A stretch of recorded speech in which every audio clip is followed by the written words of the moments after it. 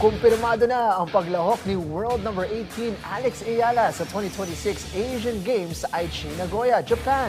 Sa kabila ng pagtapat nito sa ilang malalaking WTA tournaments sa Asia. Para sa detalye, narito ang report ni Paulo Salamatin.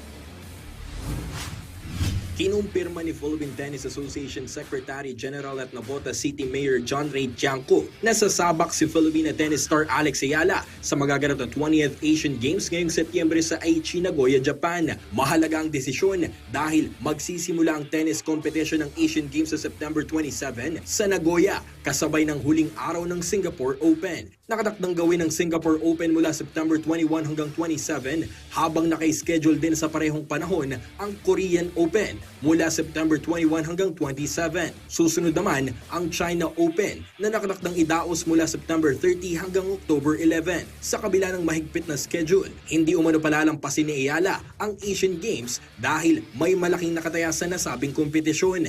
Ang gold medalist kasi sa tennis event ng Asiad ay may pagkakataong makakuha ng Continental Qualification berth para sa 2028 Los Angeles Olympics. Matatanda ang 2 bronze medals ang naiuwi ni Ayala sa Hangzhou Asian Games noong 2023 matapos magwagi sa women's singles at mixed doubles. Ngayon, mas mataas na ang expectation sa Filipina star matapos siyang umabot sa career high world number 18 sa WTA rankings. Kaya sa pagbalik niya sa Asian Games stage, target ni Ayala na malampasan ang kanyang bronze medal finish at muling maghatid ng makasaysayang resulta para sa Pilipinas. Paulo Salamatin para sa Atletang Pilipino, para sa Bayan.